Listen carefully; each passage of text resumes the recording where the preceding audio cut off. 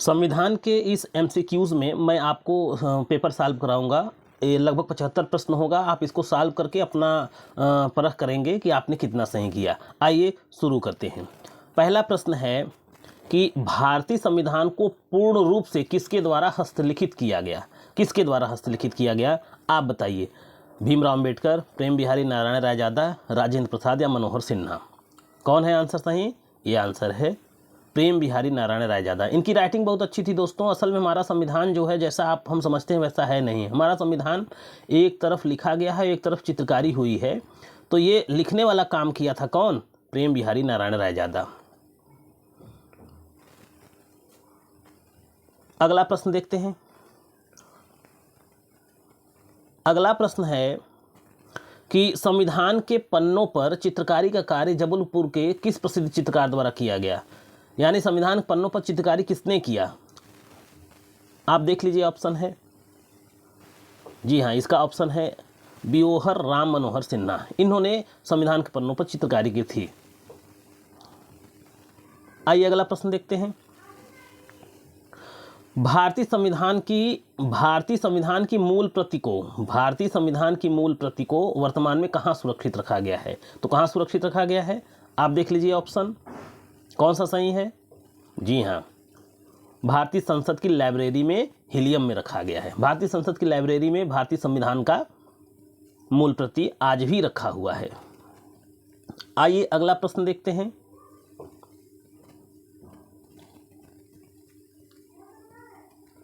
प्रश्न है संविधान को पारित करने से पहले इस पर चर्चा के दौरान कुल कितनी बार बदलाव किए गए थे, संशोधन किए गए थे? यानी संविधान बनने के पहले ही संविधान में कुल कितनी बार संशोधन हुआ है? ऑप्शन है आपका 1000 बार, 1500 बार, 2000 बार, 2500 बार। आप अपना ऑप्शन लगाइए। जी हाँ, सही ऑप्शन है 2000 बार। संविधान बनने के पहले ही संविधान में लगभग 2000 बार संशोधन हो चुका था दोस्तों। अगला है दोस्तों, ये वीडियो मैं दिन में बना रहा हूँ जिसकी वजह से आपको बच्चों की आवाज़ आ सकती है या कुछ आवाज़ आएगा। उस नॉइज़ को आप जो है ध्यान नहीं दीजिएगा। आप अपना प्रश्न सॉल्व करने पर ध्यान दीजिए।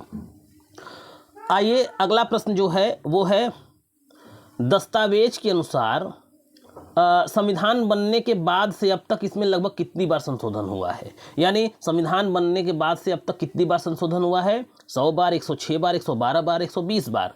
जो अभी तक मेरे जानकारी में है वो क्या है? 106 बार। हो सकता है और ज़्यादा हुआ हो, कम हुआ हो, लेकिन 106 बार अभी तक जानकारी में है। इसको आप अपडेट करते रहेंगे। ये प्रश्न ऐसा है जिसको आप अपडेट करते रहेंगे। अगला प्रश्न है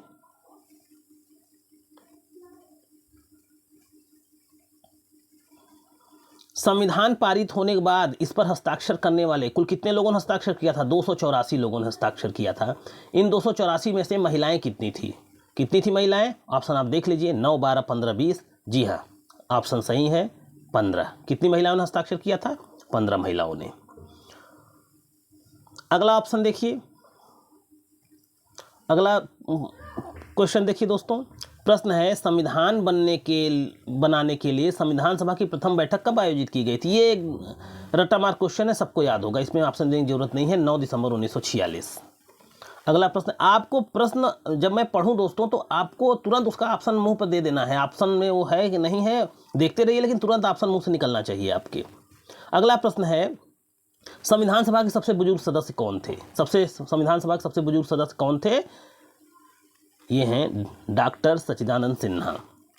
तो डॉक्टर सच्चिदानंद संविधान सभा के सबसे बुजुर्ग सदस्य थे। इनसे बहुत प्रश्न परीक्षाओं में आता रहता है दोस्तों। सबसे बुजुर्ग सदस्य थे इसलिए इनको सम्मान में एक दिन का अध्यक्ष भी बनाया गया था। इसीलिए परीक्षा में पूछता रहता है भारतीय संविधान में उद्घाटन समिति के अध्यक्ष कौन थे? उद्घाटन समिति के अध्यक्ष, पहले दिन के अध्यक्ष कौन थे? अस्थायी अध्यक्ष कौन थे? ठीक है, अगर इस टाइप का प्रश्न परीक्षा में पूछता है सबका आंसर क्या होगा? सच्चिदानंद सिन्हा। आइए अगला प्रश्न देखते हैं। अगला प्रश्न है भारत की वह कौन सी एकमात्र रियासत थी जिसके प्रतिनिधि संविधान सभा में शामिल नहीं थे? वो कौन सी रियासत है? जी हाँ, वो हैदराबाद रियासत है जो संविधान सभा में शामिल नहीं हुए थे। अगला प्रश्न क्या है? अगला प्रश्न है संविधान सभा में अनुसूचित जाति के सदस्यों की संख्या कुल कितनी थी? संविधान सभा में अनुसूचित जाति के सदस्यों की संख्या कितनी थी? 33 थी। अगला प्रश्न है दोस्तों संविधान की उद्देशिका के अनुसार भारत की वास्तविक ताकत किसमें निहित है? भारत की वास्तविक ताकत निहित है किसमें? संविधान के अनुसार किसमें? भारत की जनता में।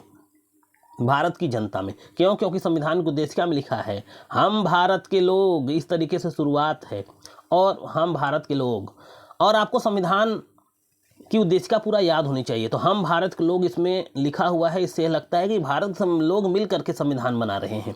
ठीक है, तो भारत की ताकत किसमें निहित है? भारत की ताकत भारत की जनता में निहित है। दोस्तों, संविधान की उद्देशिका से बहुत प्रश्न आता है, ये संविधान की उद्देशिका आपको याद होना चाहिए। आइए संविधान की उद्देशिका में अगला, संविधान की उद्देशिका से जो प्रश्न है वो क्या है? संविधान की उद्देशिका में अब तक कुल कितनी बार संशोधन हुआ है? कितनी बार? 106। एक बार। संविधान की उद्देशिका में एक बार। ध्यान देना है, संविधान में अब तक 106 बार संशोधन हुआ है, लेकिन अगर केवल उद्देशिका की पूछ रहा है तो कितनी बार संशोधन हुआ है? एक बार। ठीक है, ये आपको याद होना चाहिए। दोस्तों, ये जो हमने प्रश्न बनाया है, मेरा जो मैं पेपर जो सॉल्व कराऊंगा, पर डे आपको 100-125 क्वेश्चन मुझे सॉल्व कराना है, मैंने ये टारगेट बनाया है। और जो प्रश्न पत्र हमारा होगा वो 3 स्टाइल का होगा। एक सरल होगा जो अभी चल रहा है, उसके बाद एक मॉडरेट होगा, और एक हार्ड होगा। ठीक है, कठिन होगा। कठिन वाला तो अभी सरल है, तो ये मत सोचिए। अब मैं आज 75 प्रश्न करा रहा हूँ, तो हो सकता है कि कुछ लोग हों जो 75 सही कर ले जाएं, या हो सकता है 70 सही कर ले जाएं, 65 सही कर ले जाएं, लेकिन इसका मतलब ये नहीं है कि वो अपने आप को 30 मार्क खाना समझे। अभी ये सरल प्रश्नों की सीरीज चल रही है। जब मॉडरेट होगा तो मैं बताऊंगा कि मॉडरेट चल रहा है, और जब हार्ड होगा तो मैं चैलेंज दूंगा कि आप सही करके दिखाइए। और हर प्रश्न पर मैं डिबेट करूंगा, हर प्रश्न पर क्यों ही सही है इस पर डिबेट होगी। ये प्रश्न, ये केवल सॉल्व करने वाला तरीका नहीं होगा, इस पर डिबेट भी होगी। अगला है 42वें संविधान संशोधन द्वारा उद्देशिका में कौन से 3 शब्द जोड़े गए हैं? कौन से 3 शब्द जोड़े गए हैं?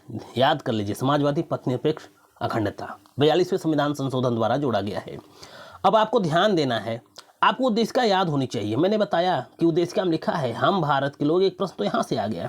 हम भारत के लोग भारत को एक संपूर्ण प्रभुत्व संपन्न समाजवादी पथनिरपेक्ष लोकतंत्रात्मक गणराज्य बनाने के लिए तथा उसके समस्त नागरिकों को आर्थिक, सामाजिक, राजनीतिक न्याय, विचार अभिव्यक्ति, भाषा, धर्म, उपासना की स्वतंत्रता, प्रतिष्ठा और स्वतंत्रता प्राप्त करने के लिए तथा उन सब में एकता और अखंडता बढ़ाने के लिए दृढ़ संकल्प होकर 26 नवंबर 1949 को एतद् द्वारा अंगीकृत, नियमित और समर्पित करते हैं। ये संविधान के उद्देश्य का आपको पूरा याद होना चाहिए।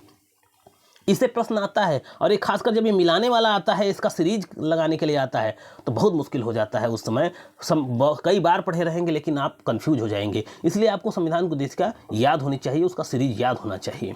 दोस्तों, इसके साथ मैं आपको बता दूं कि संविधान में संविधान का परिचय यानी संविधान किसे कहते हैं, साथ ही साथ उद्देशिका यानी प्रिएम्बल, और विशेषता और प्रकृति, ये मैंने पढ़ाया है, समझाया है विधिवत। आप प्लेलिस्ट में जाकर उसको समझ सकते हैं, आपको बहुत मदद मिलेगी।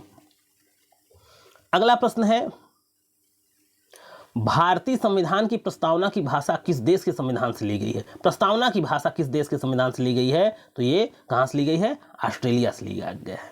अगला प्रश्न आप देखिए, अगला प्रश्न है, किस मामले में यह निर्णय दिया गया कि उद्देशिका संविधान का भाग है तथा इसके शब्द संविधान के लिए आधारभूत है? ध्यान दीजिए, जब हमने आपको उद्देशिका वाला चैप्टर पढ़ाया, वहां मैंने बताया है कि उद्देशिका संबंध में 3 महत्वपूर्ण बात है, तीनों मैंने यहाँ रख दिया है। सबसे पहले इंद्री बेरुबारी यूनियन के मामले में कहा गया संविधान की उद्देशिका जो है वह संविधान का भाग नहीं, वो नहीं रहेगा। अगर संविधान की उद्देशिका वाले पन्ने को फाड़ कर फेंक दिया जाए, संविधान पर कोई फर्क नहीं पड़ेगा।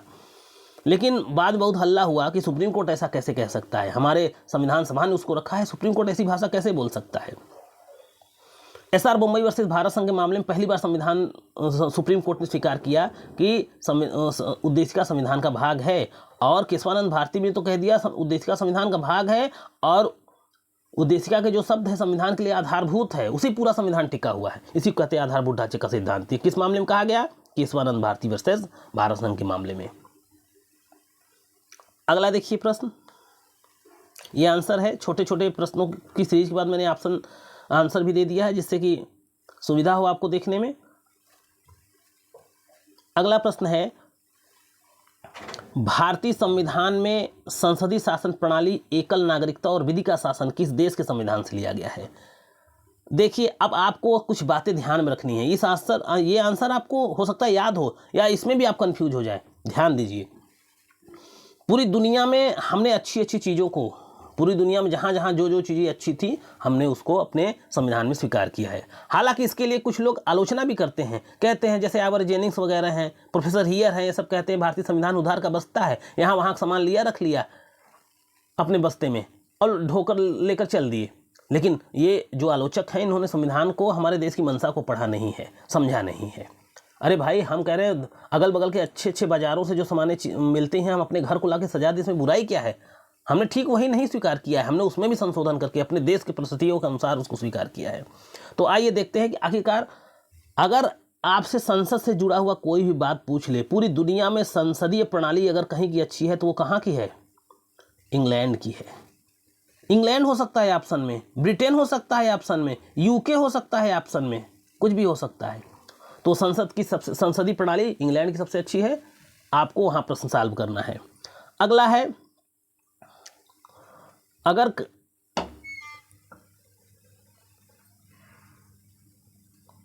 एक मिनट दोस्तों, हाँ दोस्तों, आइए शुरू करते हैं। दिन में वीडियो बना रहे हैं दोस्तों तो कोई न कोई आ जाता है, कोई न कोई काम आ जाता है उसमें। हाँ, तो मैं बता रहा था कि पूरी दुनिया में इंग्लैंड में संसदीय प्रणाली पूरी दुनिया में इंग्लैंड में सबसे अच्छी थी, हमने वहाँ से ये लिया है। न्यायपालिका अमेरिका की सबसे अच्छी है, हमने न्यायपालिका अमेरिका से लिया है। तो जब कभी संसद से जुड़ा हुआ, विधि से जुड़ा हुआ, कानून से जुड़ा हुआ बात आपसे पूछे, आपको तुरंत ऑप्शन लगा देना है इंग्लैंड, घर आके पछताइएगा, ठीक है? ज़्यादातर चांस रहेगा सही हो जाएगा। उसी तरीके से न्यायपालिका से जुड़ा हुआ कोई भी बात हो, न्यायपालिका से जुड़ा हुआ कोई भी बात हो, आपको अमेरिका सही करके आना है। अब आपको ध्यान देना है, आपने सुना भी होगा कि जो अमेरिका है वहाँ पर 2 लोगों के लिए क्लिपिंग की जाती है, या तो वो सेना के मेंबर हों या ऐसा भी हो सकता है कि वो जज हों। अगर जज और सेना के मेंबर को अगर कहीं एयरपोर्ट पर, कहीं रेलवे स्टेशनों पर देखा जाता है, लोगों को जानकारी हो जाती है सेना के मेंबर या जज है, तो उनके लिए क्लिपिंग की जाती है खड़े होकर सम्मान में। तो वहाँ की न्यायपालिका अमेरिका की सबसे अच्छी है। तो अब आइए, ये दोनों बात जानने के बाद आइए देखते हैं कि प्रश्न क्या है। प्रश्न है, भारतीय संविधान में संसदीय शासन प्रणाली, संसदीय नाम आ गया, एकल नागरिकता, विधि शासन, विधि नाम आ गया, यह किस देश के संविधान से लिया गया? किस देश के संविधान से? ब्रिटेन से। कभी कभी दोस्तों ब्रिटेन नहीं रहता, इंग्लैंड रहता है, या कभी कभी केवल यूके लिखा रहता है। अब यूके का मतलब यूनाइटेड किंगडम है, इसका मतलब उत्तराखंड नहीं है, ध्यान दीजिए। तो हमने ये लिया है ब्रिटेन से। अगला प्रश्न आइए देखते हैं। भारतीय संविधान में सशक्त केंद्र के साथ संघीय व्यवस्था, अवशिष्ट शक्तियां, ये हमने कहाँ से लिया है? ये हमने लिया है कनाडा से। अगला प्रश्न है, समवर्ती सूची हमने कहाँ से लिया है? सोचिए, बताइए। ज़्यादा बहुत सरल प्रश्न है, याद आ जाता है तुरंत, ये प्रश्न सुनते ही याद आना चाहिए। जी हाँ, ऑस्ट्रेलिया से। अगला प्रश्न है, भारतीय संविधान में मूल अधिकार, स्वतंत्र निष्पक्ष न्यायपालिका, आ गया ना, न्यायपालिका नाम आ गया ना, आप अपने आप ऑप्शन समझ गए होंगे। उपराष्ट्रपति का पद, ये सब कहाँ से लिया गया है? अमेरिका से। दोस्तों चाहे पूछे न्यायपालिका, न्यायिक प्रणाली हमने कहाँ से लिया है, न्यायपालिका हमने कहाँ से लिया है, न्यायिक पुनर्विलोकन हमने कहाँ से लिया है, ये अगर इस टाइप का प्रश्न पूछता है, स्वतंत्र न्यायपालिका कहाँ से लिया है, निष्पक्ष न्यायपालिका हमने कहाँ से लिया है, इस टाइप का प्रश्न परीक्षाओं में पूछता रहता है। न्यायपालिका का नाम आ गया, अमेरिका लगाकर आइए। अगला प्रश्न है, राष्ट्रपति पर महाभियोग इम्पीचमेंट, राष्ट्रपति पर महाभियोग। सोचिए, न्याय के कटघरे में किसको खड़ा किया जा रहा है? राष्ट्रपति को। तो न्याय की बात आ गई यहाँ, ये भी कहाँ से लिया गया है? अमेरिका से। अगला है, राज्यसभा में 12 सदस्यों का मनोनयन। अब तो दोस्तों शायद आप जान रहे होंगे, एंग्लो इंडियन तो समाप्त कर दिया गया है। तो राज्यसभा में 12 सदस्यों का मनोनयन। आप जानते थे लोकसभा में 12, माने संसद में कुल 14 लोगों का, एक मिनट, संसद में कुल 14 लोगों का राष्ट्रपति मनोनयन करता था। पहले 12 लोगों को राज्यसभा में, 2 लोगों को लोकसभा में। ये अपने क्षेत्र के मानिंद व्यक्ति हों, कला साहित्य विज्ञान आदि में ख्याति उपलब्ध व्यक्ति हों, ऐसे 12 लोगों को राज्यसभा में भेजा जाता है, 2 एंग्लो इंडियन को लोकसभा में भेजता था। अब ये समाप्त हो गया है, ये समाप्त हो गया है। तो पहले प्रश्न पूछा संसद में कुल कितने लोग मनोनीत होते थे? 14। राज्यसभा पूछता था तो 12, लोकसभा पूछता था 2। तो इस तरीके से अब ये समाप्त कर दिया गया है। अगर संसद पूछे, चाहे लोकसभा पूछे, 12 चाहे राज्यसभा पूछे, कुछ भी पूछे, 12 सदस्य ही मनोनीत होते हैं। अब प्रश्न देखिए, प्रश्न क्या है कि राज्यसभा में 12 सदस्यों का मनोनयन और राज्य के नीति निर्देशक तत्व किस देश के संविधान से लिए गए हैं? कहाँ से लिए गए हैं? इसका आंसर है आयरलैंड। कहाँ से लिए गए हैं? आयरलैंड से। आइए अगला प्रश्न देखते हैं। विधि द्वारा स्थापित प्रक्रिया और अनुच्छेदों का प्रावधान हमने कहाँ से लिया? विधि द्वारा स्थापित प्रक्रिया हमने कहाँ से लिया है? जापान से। अनुच्छेद प्रणाली हमने कहाँ से लिया है? जापान से। अगला प्रश्न है, संविधान में संशोधन की प्रक्रिया, कॉन्स्टिट्यूशनल अमेंडमेंट, ये हमने कहाँ से लिया है? कहाँ से लिया? याद करिए आप। रूस से, दक्षिण अफ्रीका से, जर्मनी से, कनाडा से। कहाँ से लिया है? दक्षिण अफ्रीका से। आपको सुनकर याद हो जाना चाहिए। अगला प्रश्न है, भारतीय संविधान में गणतांत्रिक शासन प्रणाली कहाँ से लिया है? गणतंत्रात्मक शासन प्रणाली हमने कहाँ से लिया है? फ्रांस से। अगला प्रश्न है, आपातकाल के दौरान राष्ट्रपति की शक्तियों का प्रावधान किस देश से लिया है हमने? तो किस देश से लिया है? जर्मनी से। चाहे आपात उपबंध की बात करें, चाहे आपात उपबंध के दौरान निलंबन की बात करें, सब हमने कहाँ से लिया है? जर्मनी से। अगला प्रश्न क्या है, भारतीय संविधान में मूल कर्तव्य हमने किस देश के संविधान से लिया है? रूस से। अगला प्रश्न क्या है, भारतीय संविधान की प्रस्तावना में भारत को किस रूप में घोषित किया गया? अब यह सीरीज आपको याद होना चाहिए। एक, संपूर्ण प्रभुत्व संपन्न, समाजवादी, पंथनिरपेक्ष, लोकतंत्रात्मक या प्रजातंत्रात्मक। ये सीरीज आपको याद रहना चाहिए। ये आंसर सही है। अगला प्रश्न है, भारतीय संविधान में धर्मनिरपेक्षता या पंथनिरपेक्षता का सही अर्थ क्या है? ये प्रश्न आपको समझना है दोस्तों, ये साधारण प्रश्न नहीं है। भारतीय संविधान में धर्मनिरपेक्षता या पंथनिरपेक्षता का क्या अर्थ है? यही, राज्य में सभी धर्मों को समान स्वीकार करना और राज्य का कोई निजी धर्म न होना, ये इसका मतलब है। अब इसको समझिए, आप इसको समझना बहुत जरूरी है, इस पर डिबेट होना चाहिए। देखिए, अब देखिए, ये इस बात को हमारे समझिए, ये एक वट वृक्ष है। क्या है? ये एक वट वृक्ष है। ये एक वट वृक्ष है। हाँ, ये वट वृक्ष है। इस वट वृक्ष के नीचे 5 हिंदू या 6 हिंदू, 3 मुसलमान, 1 सिख, 1 ईसाई है। बताइए इस पेड़ का क्या धर्म है? अरे भाई, हिंदुओं की संख्या ज़्यादा है, हिंदुओं ने इस पर अपना झंडा लगा रखा है, मुस्लिमों ने इस पर अपना झंडा लगा रखा है, सब ने अपना अपना झंडा रखा रखा है, हिंदुओं की संख्या ज़्यादा, इस पेड़ का क्या धर्म होगा? जी हाँ, इस पेड़ का इनके धर्म से कोई लेना देना नहीं है। इसका काम है सबको समान रूप से छांव प्रदान करना है। इसका एक ही काम है, वही काम ये करता है। इसका किसी के धर्म से कोई लेना देना नहीं है। इस वट वृक्ष को आप समझ लीजिए क्या? भारत। तो भारत ठीक इसी वट वृक्ष के समान है, जो सबको छाया प्रदान करता है, सबको आश्रय देता है, लेकिन इसका अपना कोई धर्म नहीं होगा। ऐसा देश हमारा संविधान ने बनाया है। इसी को कहते हैं पंथ निरपेक्ष देश या धर्मनिरपेक्ष देश। अगला प्रश्न आइए देखते हैं, संविधान की प्रस्तावना में समाजवाद शब्द का क्या अर्थ होता है? समाजवाद का मतलब होता है आर्थिक समानता, राजनीतिक न्याय, सामाजिक न्याय, राष्ट्रीयकरण। इन ऑप्शन में से कौन सा सही है? सामाजिक न्याय। समाजवाद का मतलब जो उत्पादन के साधन हैं, देश में जो कुछ भी उत्पादित हो रहा है, सबका समान हक। देश में जो भी चीज़ें उत्पादित हो रही हैं, उन सब पर सबका समान हक, इसी को समाजवाद कहते हैं। यानी सामाजिक न्याय की बात समाजवाद करता है। दोस्तों, जब मैं कोचिंग पढ़ा रहा था एक बार, तो इस प्रश्न को मैंने पूछा था कि समाजवाद का मतलब क्या है, तो एक लड़का खड़ा हुआ और कहा कि समाजवाद मतलब मुलायम सिंह यादव। ठीक है, तो कहने का मतलब समाजवाद एक विस्तृत संकल्पना है, समाजवाद एक विस्तृत अवधारणा है जिसमें हर प्रकार के सामाजिक न्याय शामिल हैं। ठीक है दोस्तों, आइए अगला प्रश्न देखते हैं। आइए दोस्तों, अगला प्रश्न देखते हैं।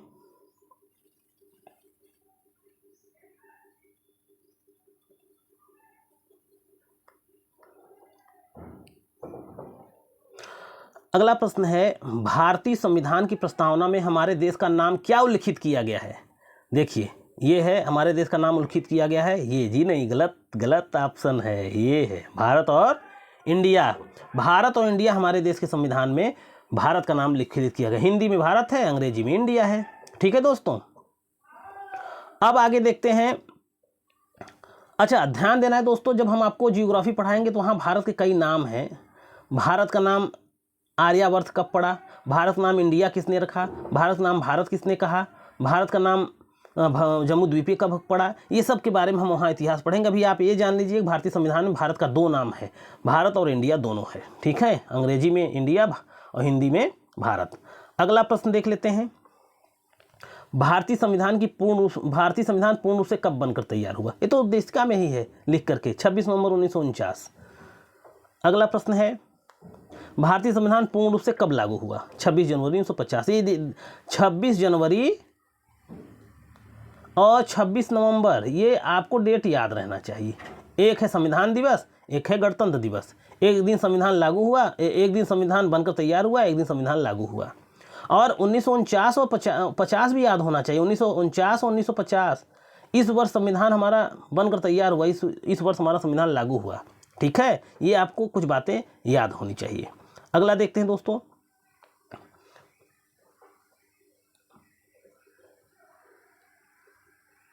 भारतीय संविधान की प्रस्तावना में अब तक कितनी बार संशोधन हुआ है? कितनी बार? ये तो अभी हम देखे हैं, एक बार। कुछ प्रश्न रिवाइज हो जा रहा है दोस्तों, लेकिन कोई दिक्कत नहीं है। 26 जनवरी 1950 को संविधान लागू होने से भारत की सही स्थिति क्या थी?